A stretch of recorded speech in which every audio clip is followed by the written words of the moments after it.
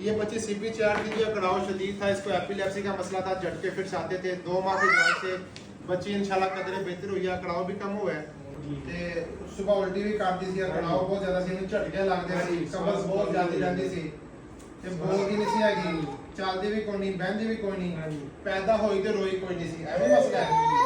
ਹੁਣ ਤੁਸੀਂ 2 ਮਹੀਨੇ ਦਵਾਈ ਖਵਾਈ ਹੈ, ਨਾਗੇ ਵੀ ਕਰਕੇ ਆਏ ਹੋ?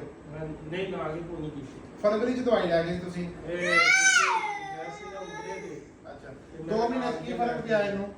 ਉਹ ਫਰਕ ਕੁਝ ਝਟਕਿਆਂ ਤੋਂ ਕੋਈ ਥੋੜਾ ਜਿਹਾ ਫਰਕ ਪਿਆ। ਝਟਕੇ ਨਹੀਂ ਲੱਗਦੇ ਹੁਣ? ਉਹ ਘੱਟ ਲੱਗਦੇ, ਬਹੁਤ ਕਮ ਲੱਗਦੇ ਆ ਝਟਕੇ। ਤੇ ਉਲਟੀਆਂ ਤੋਂ ਸਵੇਰ ਦੇ ਟਾਈਮ ਜਿਹੜੀਆਂ ਆ ਗਈਆਂ ਸੀ, ਹੁਣ ਕਦੀ ਆ ਗਈਆਂ ਕਦੀ ਨਹੀਂ ਆ ਗਈਆਂ। ਅੱਛਾ ਜਿਹੜੀ ਤਾਂ ਉਲਟੀ ਆਂਦੀ ਸੀ ਬੱਚੀ ਨੂੰ, ਉਹ ਵੀ ਨਹੀਂ ਆਂਦੀ ਹੁਣ ਤੇ ਝਟਕੇ ਕਹਿੰਦੇ ਨੇ ਬਹੁਤ ਕਮ ਲੱਗਦੇ ਨੇ। ਹਾਂਜੀ ਇਸ ਤੋਂ ਇਲਾਵਾ ਬੱਚੀ ਕੋਈ ਐਕਟਿਵ ਹੋਈ ਹੈ ਤੁਹਾਡੀ, ਕੋਈ ਸਮਝਦਾਰ ਹੋਈ ਹੈ? ਹਾਂਜੀ ਇਹਨਾਂ ਨੂੰ ਕੋਈ ਲਫ਼ਜ਼ ਬੋਲਣਾ ਸ਼ੁਰੂ ਹੋਈ ਹੈ, ਮੰਮੀ ਪਾਪਾ? ਉਹ ਜਿੰਨਾ ਅੱਗੇ ਬੋਲਦੀ ਸ਼ੁਰੂ ਜਿਹੜੇ ਬੱਚੇ ਬੋਲਦੇ ਨਹੀਂ ਨਾ ਅੱਗੇ ਸਹੀ ਤਰੀਕੇ ਨਾਲ, ਉਹਨਾਂ ਦੇ ਚਿਹਰੇ ਦੀ ਆਸਰਾ ਮਸਾਜ ਕਰਾਈ ਦੀ ਹੈ, ਹੱਥਾਂ ਨੂੰ ਘਿਓ ਲਾਵੇ ਦੀ, ਠੀਕ ਹੈ ਨਾ? ਇਹਨਾਂ ਨੂੰ ਕੋਈ ਸੀਟੀ ਲੈ ਕੇ ਦੇ ਦੀ ਹੈ, ਸੀਟੀ ਬੱਚੇ ਬਾਰ-ਬਾਰ ਮਾਰਨ, ਐਵੇਂ ਜ਼ੁਬਾਨ ਦੀ ਐਕਸਰਸਾਈਜ਼ ਹੁੰਦੀ ਹੈ। ਖੜਾ ਕਰੋ ਭਾਈ ਤੇ ਖੜਾ ਹੁੰਦੀ ਹੈ। ਇਹ ਕੜਾਅ 'ਚ ਫਰਕ ਪਿਆ ਹੈ। ਅਕੜਾਓ ਵੀ ਇੱਕਦਮ ਕੰਮ ਆ ਬੱਚੀ ਦਾ।